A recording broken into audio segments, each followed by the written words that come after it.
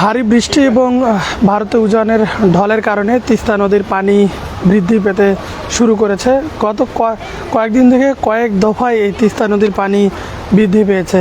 এতে করে তিস্তা নদীর যে নিম্ন অঞ্চলগুলো রয়েছে এবং ফসলি জমিগুলো রয়েছে, সেই নিম্ন অঞ্চল এবং ফসলি জমিগুলোতে পানি ঢুকে গেছে।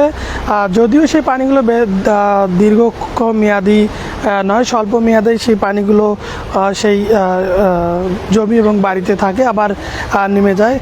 যদি একটু তথ্য দিয়ে রাখি যে দর্শকদের, ডালিয়া যে সেচ ব্যারেজ রয়েছে, সেই ব্যারেজ ক্যানেল সেচ ব্যারেজে রয়েছে সকাল 9টায় পানি ছিল বিপদসীমার 1 সেন্টিমিটার নিচ দিয়ে, সেটি এখন 6 সেন্টিমিটার কমে বিপদসীমার 7 সেন্টিমিটার নিচ দিয়ে প্রবাহিত হচ্ছে।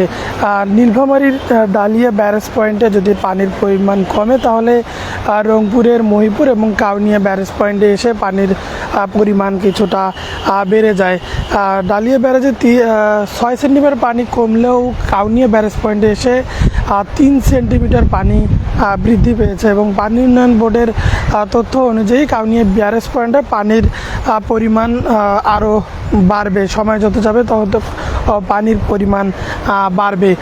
বর্তমানে কাউনিয়া যে ব্যারেজ পয়েন্ট রয়েছে, সেই কাউনিয়া ব্যারেজ পয়েন্টে 41 সেন্টিমিটার নিচ দিয়ে প্রবাহিত হচ্ছে বিপদসীমার, এবং ডালিয়া ব্যারেজ পয়েন্টে 7 সেন্টিমিটার নিচ দিয়ে প্রবাহিত হচ্ছে। এবং পানি উন্নয়ন বোর্ড যেটি বলছেন যে উজানে ভারী বর্ষণ হয়েছে এবং সেই ভারী বর্ষণের কারণে তিস্তার পানি আরও বাড়তে পারে এবং এতে করে তিস্তার যে নিম্ন অঞ্চলগুলো রয়েছে, সেই নিম্ন অঞ্চলগুলোতে স্বল্পমেয়াদী বন্যা হতে পারে।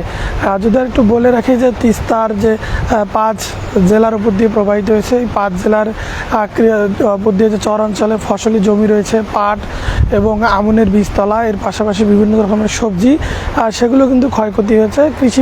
কৃষি বিভাগের তথ্য অনুযায়ী 900 হেক্টর জমির ফসলে পানি প্রবেশ করেছে। এর মধ্যে 400 হেক্টর জমির ফসল একেবারেই নষ্ট হয়েছে কৃষি বিভাগের তথ্য মতে। এবং এই তিস্তার পানি এই চলতি মৌসুমে কয়েক দফায় বৃদ্ধি পেয়েছে এবং এই বৃদ্ধির ফলে যে নিম্ন অঞ্চলগুলো রয়েছে, সেই নিম্ন অঞ্চলগুলোতে পানি প্রবেশ করছে এবং তিস্তা পাড়ের পানি বৃদ্ধির পরে পানি যখন কমতে শুরু করে, তখন ভাঙন দেখা দেয়।